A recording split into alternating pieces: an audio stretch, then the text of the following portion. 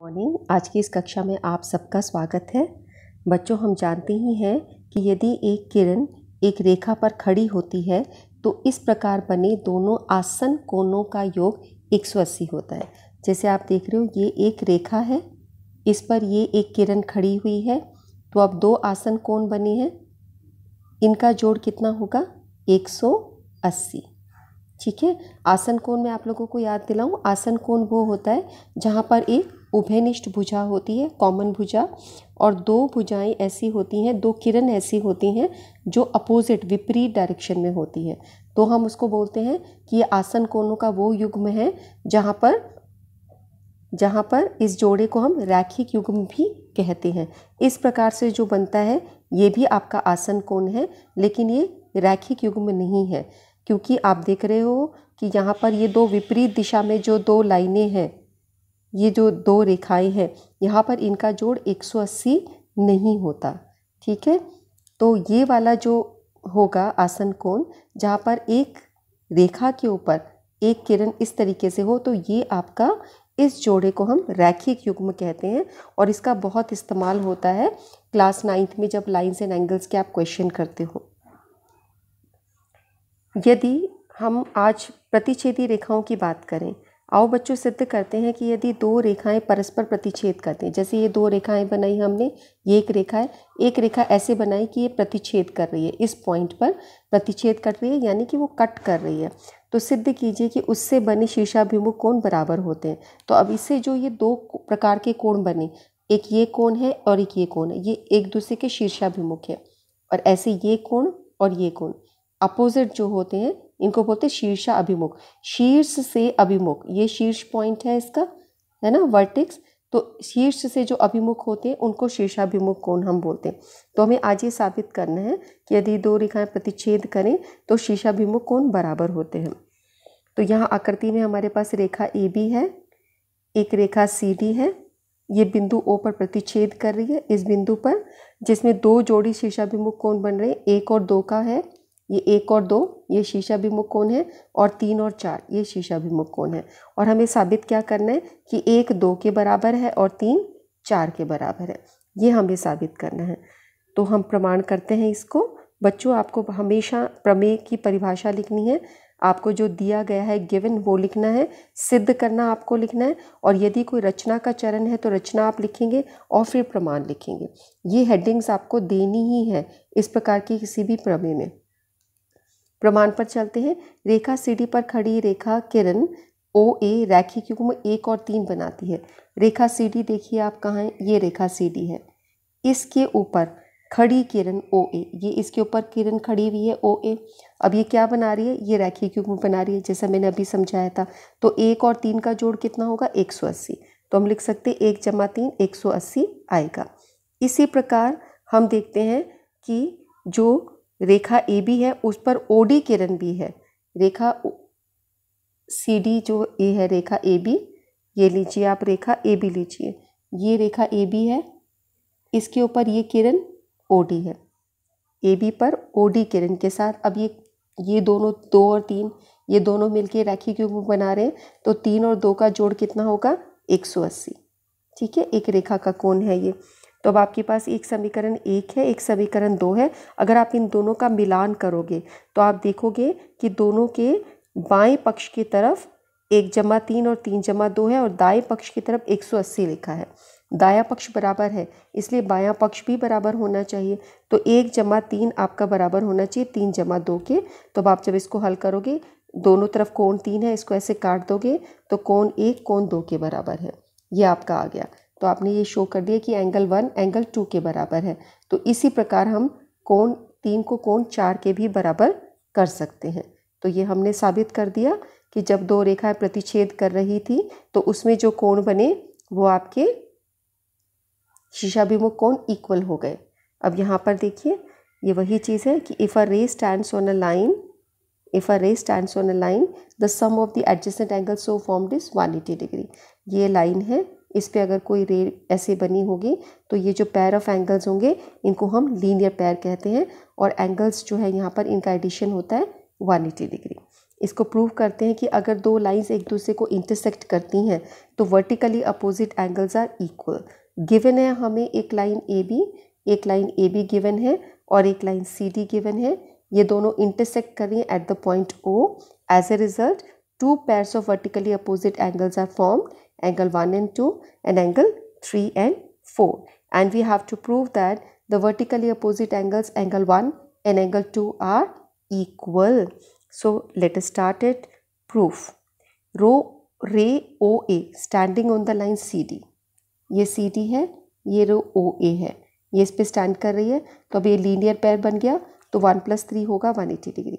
इसी तरीके से आपके पास लाइन ए बी है, you have a line A B, ये लाइन ए बी है और इस पे रे ओ डी स्टैंड कर रही है, तो 3 + 2 भी आपका 180 होगा। अब इन दोनों इक्वेशंस को कंपेयर करो, इक्वेशन 1 और इक्वेशन 2, इसमें दोनों में राइट हैंड साइड में 180 है, तो 180 इक्वल है दोनों साइड में, तो उसके लेफ्ट हैंड साइड भी इक्वल होनी चाहिए। हमने इसको इक्वल करा, दोनों को कंपेयर करके एंगल 3 कैंसिल हो गया, we get angle 1 is equal to angle 2। इसी तरीके से एंगल 3 और एंगल 4 को भी इक्वल प्रूव किया जा सकता है। ठीक है, आप सिर्फ एक ही पेयर को प्रूव कर दीजिए, दूसरे के लिए लिखिए similarly it can also be proved. ये हमारे वर्टिकली अपोजिट एंगल्स आ गए। तो यहाँ पर आप देख रहे हो एंगल 1 किसके इक्वल होगा, एंगल 2 के। इसको हम ऐसे बोलते हैं कैची वाले कोण, कैची के जैसे एक्स शेप में जो बनते हैं। तो यहाँ पर ये इसके बराबर होता है और ये वाला कोण इसके बराबर होता है। एंगल 1 एंगल 2 के बराबर हुआ और एंगल 3 एंगल 4 के इक्वल हुआ। ओके, अब इससे रिलेटेड हम क्वेश्चंस देखते हैं। पहला क्वेश्चन है, इन this figure 2 OS stands on the line POQ।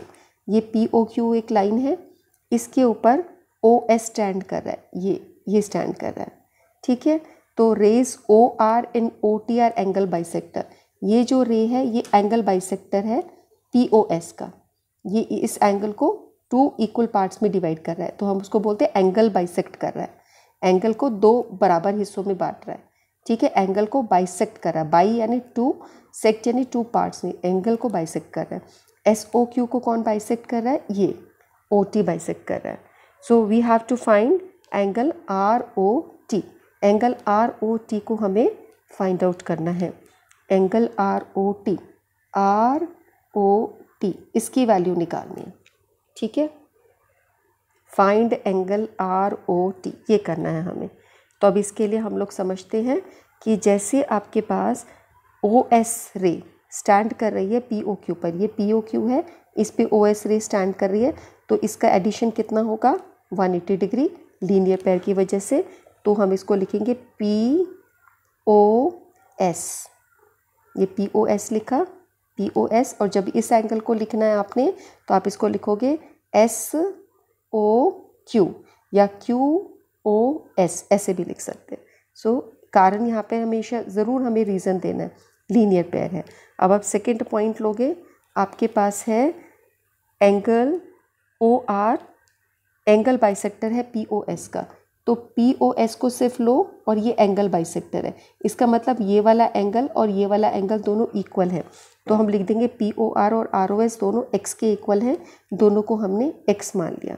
ठीक है, तो POR और ROS दोनों इक्वल हैं, तो हम ये लिख सकते हैं कि जो POS है, ये पूरा एंगल जब आप लोगे, ये डिवाइड हो रहा है, तो ये पूरा एंगल जो है ये किसी भी एक एंगल का डबल है ना, क्योंकि इसमें 2x आ रहे हैं, तो हम लिख सकते हैं POS is double of ROS। ठीक है, ये POS है और ये ROS है, तो पूरा POS ROS का डबल है, तो ट्वाइस ऑफ ROS यानी 2x है। ठीक है, ये क्वेश्चन 2 आपकी आ गई। इसी तरीके से आप ये लीजिए OT, एंगल बाइसेक्टर है, ये y है, ये y है, तो आप लिखेंगे कि SOT y है, तो अगर आप फुल एंगल लोगे SOQ, वो डबल होगा SOT का y का। तो एक सिंगल एंगल जब आप ले रहे हो तो वो उसका डबल है। ये आपको क्लियर हुआ बच्चों? अब आगे हम देखते हैं कि आगे क्या चीज़ है। इक्वेशन 1 और इक्वेशन 2 हमारे पास आ गई है। Now let us see, equation 1 we have got, equation 2 we have got. Now see, substituting 2 in and 3 in 1, 2 और 3 की वैल्यू 1 में पुट कर दो। पी ओ एस की वैल्यू हमारे पास क्या थी 2x, तो हमने पी ओ एस की जगह 2x लिख दिया, और एस ओ क्यू की वैल्यू है 2y, इन दोनों को पुट करा तो 2x plus 2y is equal to 180 degree आ गए। यहाँ पे 2 को कॉमन निकाल लो तो x plus Y is equal to, हम इसको 2 इंटू 90 लिख सकते हैं, ठीक है, और सारी इक्वेशन को 2 से डिवाइड कर दिया तो ये कैंसिल हो जाएगा, x plus Y equal to 90 degree आ जाएगा। x प्लस वाई क्या है, ये x है और ये y है, तो ये आपका आर ओ टी आ गया। आर ओ टी की वैल्यू कितनी आ गई 90 डिग्री। चलिए इसको एक बार फिर से समझते हैं। यहाँ पर हमारे पास हमें साबित करना है, आर ओ टी को निकालना है, ठीक है, और हमें दिए है ये एक रेखा, इसके ऊपर एक ये लाइन है, तो ये पूरा इसको और इसको जोड़ के हमारे पास आएगा 180 रैखिक युग्म की वजह से। अब आप सिंगल ये वाला लेंगे और इसको लेंगे तो ये हुआ आर ओ एस पी।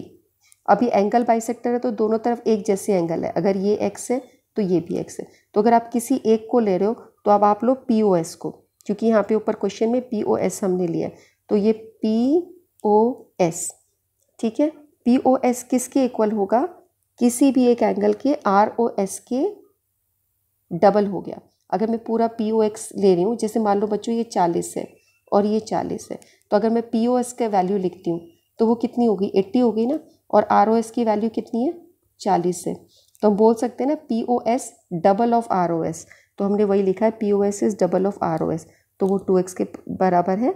इसी प्रकार जब आप ये वाली साइड लोगे तो आप इसके अंदर बोल सकते हो कि एस ओ टी जो है वो y है, और एस ओ क्यू की वैल्यू डबल है एस ओ टी के, एस ओ क्यू की वैल्यू डबल है एस ओ टी की, और वो 2y हो गई। तो इन दोनों समीकरणों का मान इसमें रख दिया, 2x plus Y equal to 180 आ गया और x plus Y equal to 90 आ गया। तो आर ओ टी एंगल का मान 90 डिग्री है। यहाँ पर आइए ये प्रश्न करने हैं आपको, इस आकृति में अगर पी ओ वाई 90 है, ये आपके पास पी ओ वाई ये 90 डिग्री दे रखा है, ठीक है, और ए और बी का अनुपात 2 सही 3 है, तो सी का मान ज्ञात करो। In this figure of P O Y is equal to 90 degree, A is to B is 2:3, find the value of C. अब आप बच्चों यहाँ पर ये देख ही सकते हो, एक चीज़ हम छोटी सी देख सकते हैं कि अगर ये एंगल 90 है, आप ये देख रहे हो कि पूरा का पूरा फुल ये एक लाइन है X Y is a line, इसके ऊपर ये एक रेखा है, तो ये पूरा जोड़ कितना होगा 180, और इसमें से हमने इसको 90 बोल दिया, तो ये टोटल कितना हुआ, ये भी 90 होना चाहिए, ठीक है ना। चलो अब इस क्वेश्चन को हम सॉल्व करते हैं। यहाँ पर आप देख रहे हो पी ओ एक्स और पी ओ वाई, ये हुआ आपका पी ओ एक्स और ये हुआ पी ओ वाई, ये दोनों ऐड करके एक 180 आएंगे, लीनियर पेयर। हिंदी वाले बच्चे इसको बोलेंगे रैखिक युग्म, ये दोनों बराबर हैं, लीनियर पेयर इज रैखिक युग्म। उसके बाद आप लोगे पी ओ एक्स को, खाली सिर्फ इसको लो पी ओ एक्स को, तो ये कितना होना चाहिए, ये 90 होना चाहिए, ठीक है ना, क्योंकि ये 90 है, तो आपने 180 में से 90 घटाया, ये 90 निकल आया। अब आपके पास एक चीज़ और है, clearly you have A plus B is 90 degree, ये आपके पास 90 है, और a इज टू बी का अनुपात 2 सही 3 है, तो आप b को निकाल सकते हो। b को कैसे निकालते हैं बच्चों, ये हमने क्लास 8 में ऐसे क्वेश्चंस किए थे, या आप इसको ऐसे समझ लीजिए कि a को हम मान लेते हैं 2x और b को मान लेते हैं 3x, तो a और b दोनों को जब आप ऐड करोगे तो वो क्या आ जाएगा 5x, 5x इक्वल टू क्या हुआ, a प्लस बी आपका 90 है, तो 5x इक्वल टू 90, और x इज इक्वल टू 90/5, तो आप इसको कट करोगे तो ये 5 1 सा 5 और 5 8 सा 40, 18 आ गया, x की वैल्यू 18 आ गई, ठीक है। तो a की वैल्यू कितनी होगी 2 × 18, और b की वैल्यू क्या होगी 3 × 18, x की वैल्यू डालो। एक आप ये तरीका करते हो, और एक शॉर्ट तरीका ये भी होता है कि सीधा जब आपको ये निकालना हो आप ऐसे भी निकाल सकते हो। क्लास 8 में हमने ऐसे परसेंटेज में ऐसे क्वेश्चंस किए थे और रेशियोज़ में किए थे, जब आपका एक चैप्टर था ना आपका क्लास 8 में, चैप्टर नंबर 8 में, तो जब b को निकालना है, b की वैल्यू यहाँ पे कितनी है 3, ये शॉर्ट तरीका है, आप इसको 3 लिखो और नीचे इन दोनों को ऐड करके लिख दो, तो 3/5, और किस में से हो रहा है ये 90 में से हो रहा है, तो 3/5 × 90, 5 का टेबल 18 तक गया, 18 3 ज़ा 54, b की वैल्यू आ गई।